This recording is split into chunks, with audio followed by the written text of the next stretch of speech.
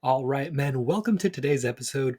When she needs space from the relationship, 3 steps to win her back. So, a lot of times I work with guys who are hearing this from their wife. Oh, I just need space.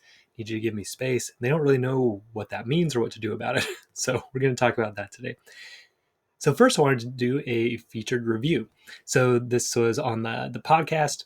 Thank you so much for putting this review in. This is what helps the podcast grow and get out to more people. Or if you're watching this on YouTube, definitely leave a comment, share this with somebody else. But here's the review. Frustrated with my inability to understand myself, I wanted to help to become more of a man in my marriage. Awesome. Dr. Frazier speaks from education and experience. His thoughtful explanation of many of my problems helped me see my faults and shortcomings and allowed me to leave my anger, resentment cycle and stand up like a man and lead. Amazing. Love reading this. I realized I can only change myself and not the world. In doing so, I have changed my world. Exactly, guys. This is what it's about. Subscribe and improve. Listen so you can stop being angry. Love it. So this was by RHKP Shaner. So thank you so much for leaving that review. Really, this is why I do this work. I love seeing you guys have these improvements and really change your lives. It's amazing to see. So coming back to this idea of, your wife says, oh, I want some space. So what a lot of guys will do is, or what they'll think is that she needs space from you altogether. Like you just need to not be in her life at all. Okay. So they'll do what's if you're looking online, you'll probably hear about something called a no contact rule. So basically just say, okay, well, I'm not going to reach out at all, period. Right. So this is a bad idea. We'll get into why in a second, but this is what a lot of guys will do. Right. I'm watching a show called Ted Lasso on Apple TV right now. Great show. His wife said this to him and he moved to a totally different country. Right. Saying that, I'm going to put 4,000 miles of space between us. So then these guys are surprised when their wife says stuff like, hey, it doesn't seem like you're really trying, or it doesn't seem like you really want this marriage to work. Or sometimes, if their wife's already involved with another guy or interested in another guy, if they're, if you as her husband just like stops communicating with her, that can, start or intensify a relationship with another guy for her, right? Okay, well, this guy's gone. I want somebody that keeps me company, that, cares about me. So they start looking for someone that will do that.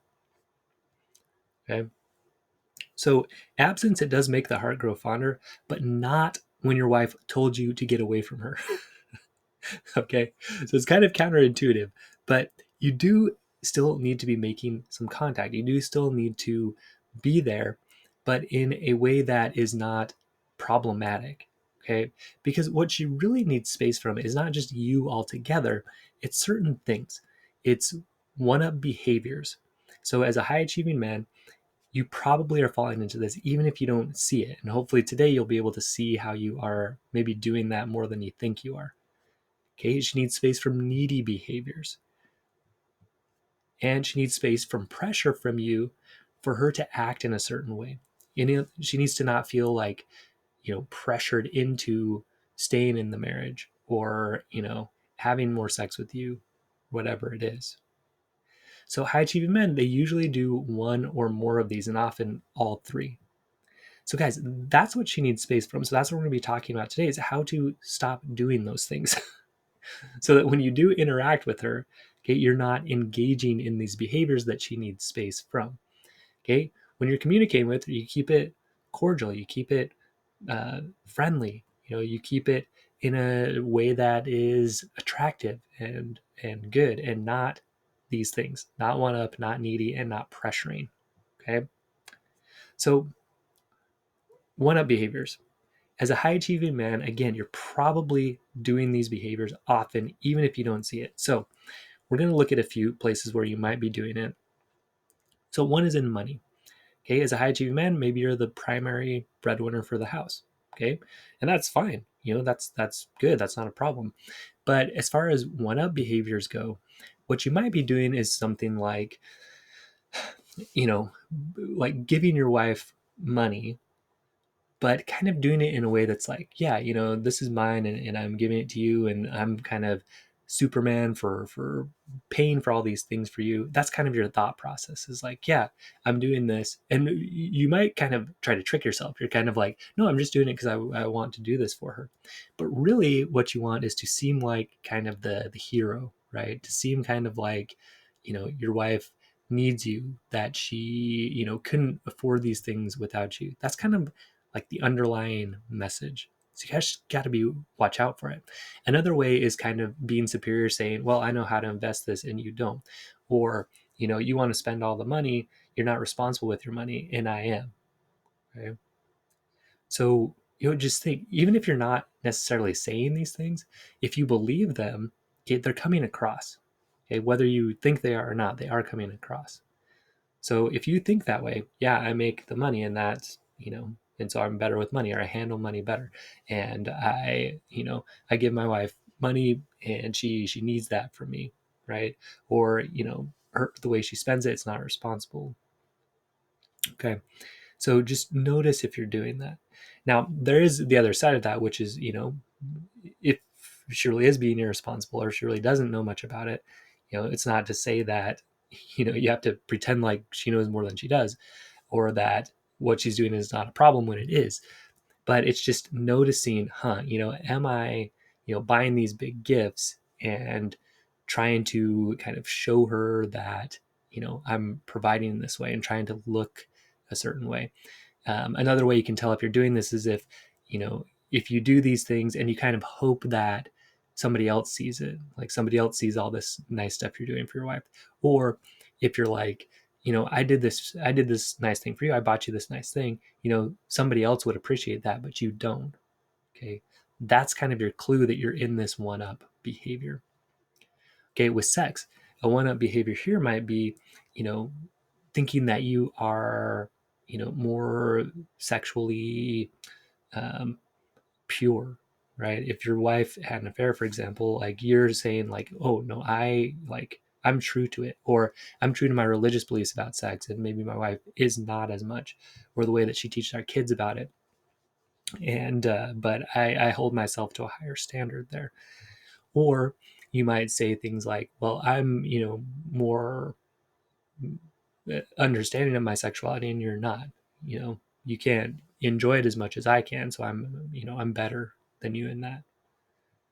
Okay. With in-laws, it might be, my in-laws care more about us than your parents, or my parents care more about us than your parents do. Or, we're spending so much time there, and that's not fair. Or you're too dependent on your parents, and I'm not, so I'm better. Okay. With parenting, okay, the way I parent is better than the way you parent. Okay, the way that you're being too permissive with them, or you're being too strict with them, where I'm being more caring and loving. Okay, I'm teaching them responsibility, and you're not. Again, just as a high achieving man, you're probably smart. You're probably, driven. You're probably able to accomplish things. And so it's very easy to fall into this line of thinking that the way I think is better than the way my wife thinks. Okay, with religion, okay, the way that I believe, it's better than what you believe. It's more logical. It's more in tune. It's more whatever. With in the LDS faith, this happens a lot, or it can happen, where if, let's say that and this happened to me, where my wife started having questions about our faith, and I really felt like I was better than her because I didn't have those questions. Okay, that's a problem, and I didn't think it was, but it is, because what I'm showing her is my thinking, that basically I'm better than her. Okay, the way I think is better. The way I'm behaving is better. Okay, with housework, okay, I'm doing more than you. Or, well, yeah, you should be doing the housework. I don't need to help because I make the money, so I'm above it. Or I'm doing much more than you. Okay, even though I don't really need to. Again, a clue here is if you really enjoy it when somebody besides your wife says, oh wow, look how much he does, look how much he takes care of things around the house, wow, he's doing so much. Okay, that's a good clue that you're in this one up mode. right? That you need to be seen as, this Superman, this hero, okay, all of this. With books or education, yeah, I read more than her. I know more than her. I got more, my degree is more advanced than her. So therefore, my opinions carry more weight. They're more valuable than hers. Okay. Again, this kind of works in the professional world, and and so a lot of times we carry it into our marriage, and it just does not work. Okay. The thing is, believing that you're better than your wife, right? Like, I make more money, I'm more advanced this way. I'm more emotionally mature. I don't get as emotional as you, that kind of thing. It can be kind of attractive to her at first, right? Because you're kind of saying, well, look at me, like I'm up here, and if you marry me, you're marrying up, right? If you kind of think that your wife married up, that she, was lucky to get you, okay, another good clue that you're in this one up thinking. But eventually, right, she gets tired of that. She doesn't like feeling this sense of you feeling superior to her, that you know better, that you're more advanced than her. Okay. Eventually she gets tired of it. She doesn't want to prove herself to you. She doesn't want to feel put down all the time. And the way that she'll start kind of getting back at you sometimes, right, is by refusing sex, right? Saying, okay, you think you're better than me all the time? Well, I don't want to be with someone like that sexually. Okay. Or maybe overspending. Okay, you think I'm not responsible? Watch how much I can be irresponsible. And eventually asking for a separation or a divorce, right? Because she just can't take that anymore. So this is what she needs space from. She needs space from you being one up. So here's how to stop it. First of all, you have to recognize them. You have to recognize how often this is happening. Hopefully, as you listen through that, you can really notice how often you're doing that. And hopefully it kind of caught you and you said, wow, I am doing that a lot. So you recognize them, you apologize to your wife for them. I'm sorry. Like, I have been seeing you as below me. That's not appropriate. Okay. Of course, you're not going to like that. Then you get feedback from your wife and other people, because this is probably happening in other places too. With friends and stuff, you may be sort of indirectly showing them how you're more successful, or making more money. Maybe you're paying for stuff all the time to kind of show like, hey, I'm doing better than you. Okay, guys, I used to do all of this stuff. so so I can speak to it very, very easily. So not that I don't still do it sometimes, right? Like, I have to get that feedback from people around me when I do start slipping into that. I try to catch myself for sure, but sometimes other people can see it more clearly. Okay. So you get feedback. The other big thing is you get a more solid sense of self that's not based on comparison to others. All of this, guys, it's driven by, needing to feel superior so you can feel good about yourself, needing to put someone down so you can feel up. Okay. It's common. Okay. A lot of us think this way. We're brought up that way in society for the most part. But if we can get a sense of self that's not based on that, that's based on being a son of God, just like all of us are sons and daughters of God, that we have inherent value, we can base our worth on the, using our gifts to bless the people around us, right? That feels good. So starting to value your wife's opinion equally to your own, saying, hey, she has reasons that she thinks her way, so do I. Let me understand them better and really, value those. And sure, there's areas that I might know more than her, and I can, share things with her, but she may have an outside perspective. There's also areas where she knows more than me, and I can really learn from her. Okay, so you value her equally to yourself. So this new view of yourself and her, it is attractive to her. Okay, when you really start owning, yeah, I have acted in this way, I have acted superior in a lot of ways. I'm sorry, I don't want to do that anymore. Someone that can really own that, that's attractive, big time. Okay, and when you can start really valuing her equally to yourself, when you have that sense of self that's not constantly trying to prove yourself to other people, guys, it feels great and it's very attractive to her. All right. So that's one. You got to stop that one up behaviors. Substitute it for a true sense of self and seeing her as equal to yourself. Okay, the other thing that she needs space from is needy behaviors. Okay. So, once your wife starts creating some more distance, saying no to sex, telling you that she needs space, asking for a separation, men often go into these kind of needy behaviors. So they'll say things like, I do so much for you. What do you do for me? Okay, I used to say that kind of thing to my wife a lot. Look at all the, I do the dishes and I go to work and I pay the bills. What do you do for me? Tell me some things you do for me. Okay. Can't you just have sex with me more or write me notes or cuddle up with me or speak my love language? I'm speaking yours. Why can't you speak mine? Right. So all of this, it's still part of one up, right? It's saying, I'm doing so much, so you kind of owe it to me, right? Like I'm doing more than you. You need to do more than me. So again, it's still trapped in that same bad thinking, that same bad system. Like I'm up here, you're down here, and so now you owe it to me, right? It's what I call mosquito behaviors, right? You're doing nice things for her, but it's because you expect something back from her. Okay. It's not attractive. All right.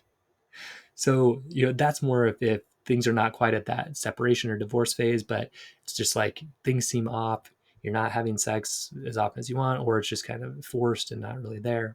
Okay. So if she's creating even more space, like a separation, okay, men, they're going to say things like, I can't make it without you. And I'll do anything to get you back. I'll change anything. Men will also say stuff like, I'll do anything to make you happy. Right. So these sound pretty good, but again, they're needy, right? They're not strong. They're based on needing her validation of you. Okay, that's the big thing.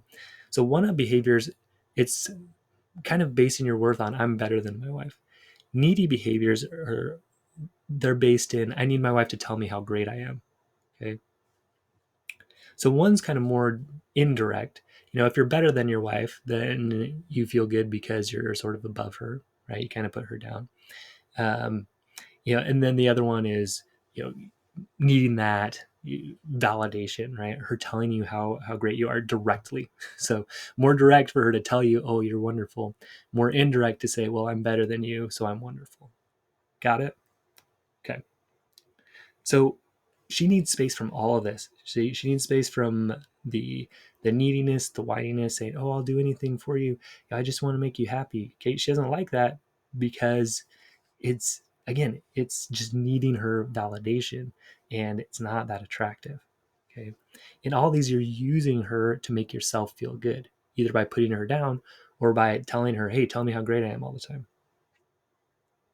Okay. All women, they need space from that. They need space from neediness. They need space from one-up behaviors. So here's how you stop being needy, right? Again, the one-up behaviors, need behaviors, two sides of the same coin. You're showing her that either you need to feel superior to her, right? Or that you need her validation to feel good about yourself. Okay, they're both a problem. So the way you get around this, the way that you stop being so needy, is you realize that you have this great inherent value. And that value is equal to hers. It's not more than hers, it's not less than hers. At that point, you can start being kind to her and serving her and doing nice things for her without expecting anything back, just because you want to be that kind of husband, right? Because you actually care about her. You see her value. The other thing you could do is start standing up for what you want in your marriage, right? It's not, I want to make you happy all the time. If you're not happy, then I guess I failed. I feel miserable. Or, you could start really taking care of yourself more. As you take care of her more, you take care of yourself more. You can get stuff that works for both of you. Okay. So this feeling, it's confidence, right? It's knowing, hey, like I'm okay with who I am. I like who you are. Let's find stuff that works for both of us. Both of us feels great, and it's very attractive to her. All right. So the third thing that she needs space from is pressure from you. Okay? If your wife is thinking about separating or divorcing you, she probably already feels kind of guilty and conflicted about this, especially if you've got kids. And high achieving men, a lot of times, they will use this to their advantage. Okay. So they'll point out the potential financial loss to her. Look, if we get divorced, it's going to have all these consequences financially for me and for you. Okay. You may not have as much as you thought you might in the past. You won't be able to live the same lifestyle.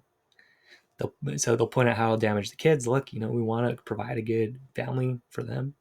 Not that these things are false, right?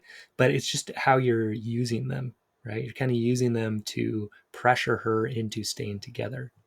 Okay. And nobody likes that. Nobody likes to feel pressured. So, or they'll say things like, I'm doing so much good. Why can't you see that? Other people can see that. Why can't you see it? Okay. Again, this is more that one up. I can't see my faults, right? I can only see the good in myself. Women get sick of that, right? And this is more of that same. I'm doing so much good stuff. Can't you just give us another chance? Can't we just do it? It's still that one up thinking. The other thing that men will do, right, is they'll go into sort of victim mode. So if the direct pressure, hey, like you're doing something wrong here, creating the space is going to damage our family. If that doesn't work, they'll go into this victim mode. Oh, I can't believe that you do this to me. How could you do this? I've done so much for you. And this is the neediness again. Okay. So pressuring her, trying to control her decision, trying to make her, you know, basically sell her on the idea that she should stay with you, she needs space from that 100%. So how do you take the pressure off? First of all, you need to see clearly how her wanting space from you is a good idea. You need to understand why she would say, hey, I need space from you. I need space from the one up. I need space from the neediness. I need space from the pressure. Okay? You need to see why that's actually smart for her. Okay? Why is she right to not want to have sex with you? Why is she right to want to separate from you? Why is she right to want to divorce you? You need to see that very clearly. Because again, if you can't see that, you're still stuck in one up because you're saying, oh, yeah, that decision is stupid because I'm a good choice. That means you're still blind to your faults. You're still blind to, what's driving her away. You're not taking responsibility. All of that is not attractive. That's what's making her want space in the first place. Okay. So we can really clearly see, man, yeah, I did screw up. Yeah, I have not been a great choice. I can see why she would want space. Okay. Now the pressure is off of her because you're not trying to disagree with her. I call it like a tug of war. If she's saying, I want a divorce, and you're saying, no, you shouldn't want a divorce. You should stay together. You're pulling on those opposite sides. But if you just kind of drop the rope, you say, yeah, I could see that. I could see why you would want a divorce. What most guys think is that their wife will go running as fast as she can. But what actually happens is that she can then really make the choice. Then she can really decide, okay, like, sure, he has bad things, but look, he is acting different now. He's trying to understand where I'm coming from. And now she can make a good choice. Okay. One way or the other. But if you're like, yes, yes, yes, stay with me. And she's like, no, no, no. You're both just very stuck in that thinking. Okay. So understand, why is she right to want to divorce you? Then you need to apologize for those things and work to correct them. Okay. Correct that one up that you see so often. Correct the neediness, the mosquito behaviors, correct the pressure. Okay. You pressuring her, it comes from you being needy and wanting to show her that she needs you. Okay. Neediness. It's kind of the base of it. So instead of thinking about, I need you, you need me, all that, what you want to think to yourself is this: look, I need to work on the way that I relate to my wife. I need to get rid of this one behavior. I need to get rid of this neediness. Okay. I need to feel my own value really clearly so I'm not trying to get it from her all the time. Okay. Basically, I need to learn how to become a really great choice for her and owning that in some ways you're not. Because look, if you think that her decision to leave you is stupid, you're in that one up mode. You're saying like, you're an idiot, right? You shouldn't want to leave me, which is exactly why she wants to leave you and why she wants space from you, or, you know, and you're just not seeing yourself accurately, right? If you're like, oh, no woman would ever want to leave me. Okay. Sure, there's good things about you, but you're totally blind to the bad things about you. You're choosing not to see that. And that's not attractive. And it's going to drive women away. They want space from that. Okay. So you just have to say, look, I haven't been a great choice in some ways. I need to learn to become an outstanding choice. Okay? That's my focus. Be a great choice for her. Take care of her. Be someone that she would really enjoy being with. I need to really work on that. And then saying, look, I choose to be with her. This is who I want to be with, if that's true, right? And I hope she chooses to be with me, right? But if she doesn't, I can see why. And I'll continue to work to be that great choice and a great example to my kids, no matter what she chooses, one way or the other. So feel that difference, right? Like you have to stay versus, look, I choose you. I haven't been a great choice in a lot of ways. I'm going to work on that. I hope you choose me. I'm going to have to do some work until I'm a good choice. If you choose to stay with me while I'm doing that, awesome. If you don't, I could see why you would choose that. Just feel how different that is, right? There's no pressure about that. And guess what? That's very attractive to her. When you can really own it, that you need to work on becoming a better choice for her, right? Seeing your own negatives and working on them. All right. So in summary, guys, when she says she needs space, she mainly needs space from three things. So one-up thinking and behaviors, thinking you're better than her, trying to prove that you're above her. Needy thinking and behaviors, okay, needing her validation all the time, needing attention, appreciation, affection, throwing a fit when you don't get it, getting upset. Pressure from you for her to take you back, right? She needs space from that, from you trying to convince her, no, we need to stay together, okay? No, you need to do the opposite, okay? You need to continue communication with her, right? Not do no contact. Keep it cordial, keep it friendly, be good business partners. Hey, we're picking up kids, send her something funny now and then, that kind of thing. You also need to see those one-up and needy behaviors and apologize for them, okay? This is a good thing to do no matter what's going on in your marriage, even if your marriage is pretty good right now, right? Like to really see, man, there are areas where I'm not being a great choice and a great example to my kids, and I need to work on those. So like, this is the way I used to think. I used to think like I'm just such a great husband. Yeah, I'm not perfect, but I would really only say I'm not perfect because I thought I was supposed to say that. I really couldn't name like three things that I was doing that were a problem in my marriage. I thought I was doing everything great. My wife was stupid for not seeing that, basically. Like that is terrible, right? Just that thinking in itself, it's so one up, it's so thinking superior. And then getting so needy for her attention and appreciation, right? All of that, I see it clearly now. And hopefully you're starting to see if you're doing some of these things too. Okay. So you see those things, you start apologizing for them, you start getting feedback about them, you start working on them.